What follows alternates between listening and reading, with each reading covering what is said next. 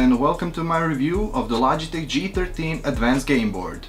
Even though this product isn't nowhere near new and I've had it myself for almost a year, there are not many reviews of the G13 on YouTube, especially focusing on its use other than gaming.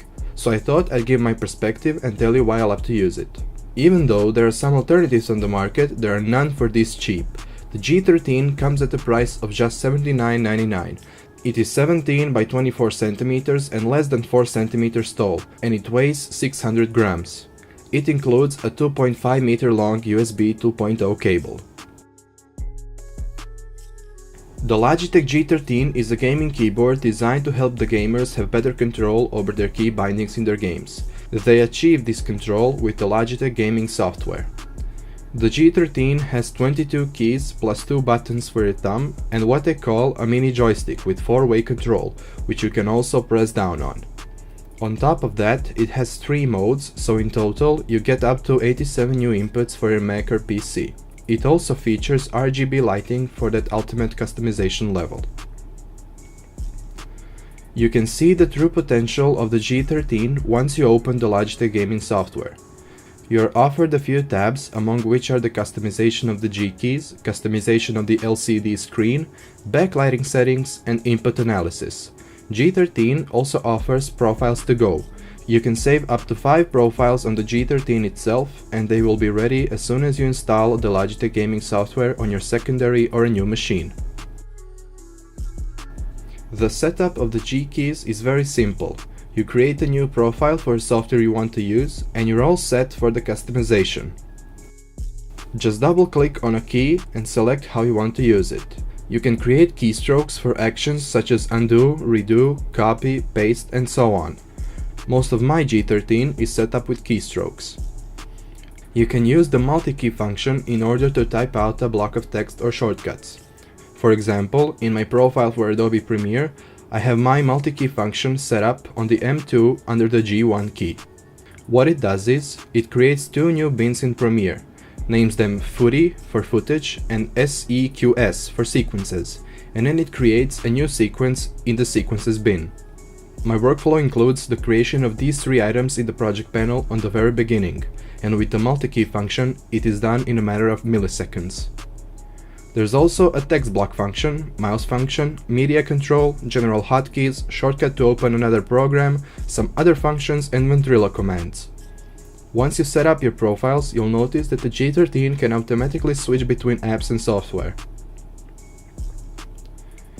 The way I've set up my G13 for Premiere is a very simple layout, more or less the same as the default layout in Premiere. I have my undo and redo, copy and paste, 1 frame left and 1 right, in and out point, zoom on the timeline, and a few more. I have the joystick set up for mouse scrolling left or right, even though set scrolling is too sensitive and there's no way to change it.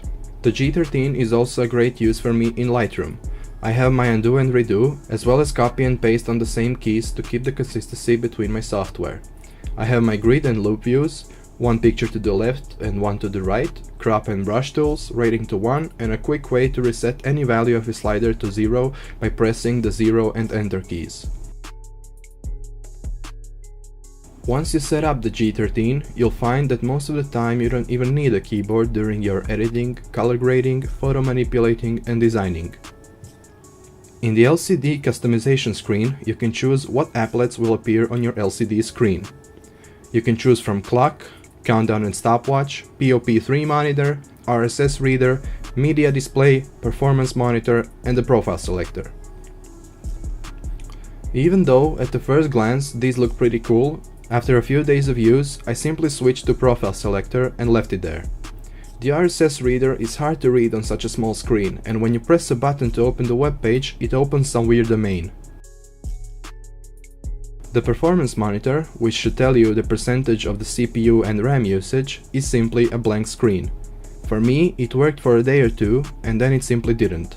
In the meantime, I bought a new PC and it didn't work there either.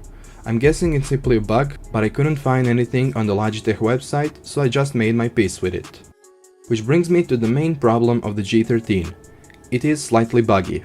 I couldn't set my old PC to sleep because once I woke it up, the G13 simply wouldn't work. It would show G13 written in big letters the same way it displays it when the PC is booting up, and it would just stay there.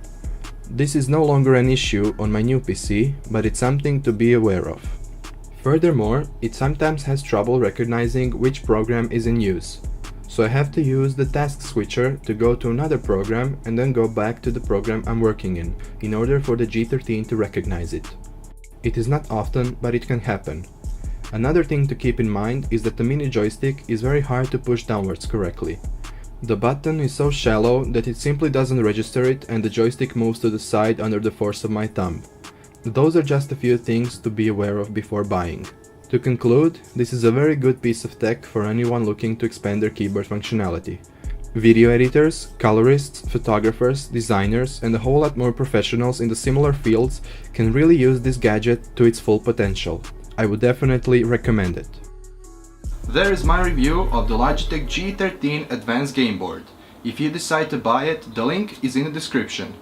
If you like the video, make sure to leave a like and a comment. And also be sure to check out my other content and subscribe if it's something you'd like to watch.